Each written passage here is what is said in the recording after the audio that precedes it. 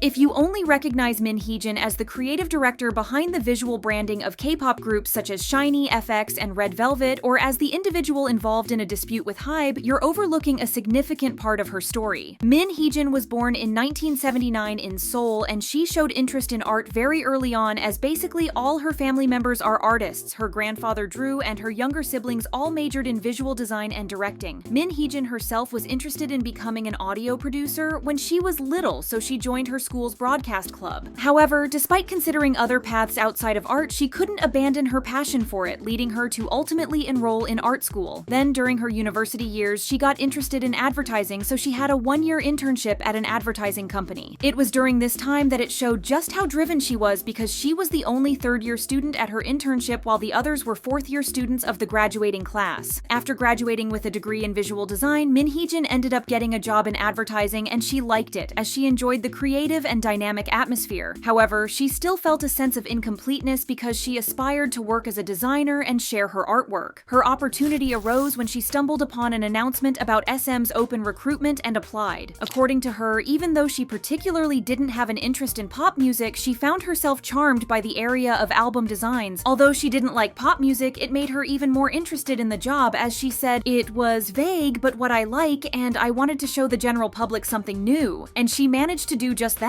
She officially joined SM Entertainment in 2002 as a graphic designer in a relatively new department. Later, she was promoted to the role of creative director, where she supervised projects encompassing stage design, music videos, and packaging design. Min Hee Jin explained that making album designs wasn't just about making them look nice, it meant understanding what the musician or production wanted. This approach helped her create new things gradually. As for how she started getting involved in stage outfits, Min Hee Jin explained that she proposed an overall concept that the company found appealing. As a result, they entrusted her with overseeing the general visual direction, including stage outfits, and it was really great for her since she disliked the separation between album concepts and stage outfits. So she began developing a new process to connect concepts, stage performances, and other elements, and you can see that this approach started around the time of Super Junior's Sorry Sorry Girls' Generation's G and continued with SHINee, FX, and EXO's debuts. If you want to know more about how iconic she is, let's talk about her process of producing a stage outfit. As she expressed in an interview, she explains her desired concept to the stylist and shares ideas to enhance it. For example, coordinating white t-shirts and jeans, or the colored skinny jeans sets, the iconic uniforms for Genie, the skinny jeans for SHINee, and school uniforms for FX. Yes, she is the one who's responsible for the historic colored jeans that Girls' Generation wore in the G music video. Then, she suggests key items that represent the initial concept and asks the stylist to procure them. Finally, she collaborates with the stylist to develop a detailed plan for outfit production just so it can show the concept. Now, let's discuss her work with Girls' Generation. She said that when she pitched the idea for Girls' Generation before their 2007 debut, she wanted to capture the essence of girls in a broader sense. Instead of just portraying them as innocent or bubbly, she aimed for a fresh and healthy schoolgirl image that suited their age. This idea came to life in Girls' Generation's debut single, Into the New World. When it comes to G, we have already mentioned skinny jeans, but there's a lot more we have to say. Besides the colored jeans, the entire concept at that time was quite groundbreaking. Previously, girl groups were expected to have an unrealistic and unattainable appearance. However, Min Hee Jin shattered this image by giving Girls' Generation a friendly and down-to-earth look, dressing them in plain shirts and jeans with natural-looking makeup. As for the process, she chooses outfit concepts by matching them with the first image that comes to mind after hearing the song. For instance, she created the legendary uniforms for Genie and a cheerleader concept for O in the same way. After hearing Run Devil Run, she got the image of Jessica Alba in the film Sin City and the Bond girl image from Hoot. For the boys, she went for a heroine concept to align with the confident lyrics and music. Unlike their previous coordinated outfits, this concept emphasized each member's individual charms and preferences but still had matching uniforms. Each member also had the freedom to switch up their costumes by wearing skirts, hot pants,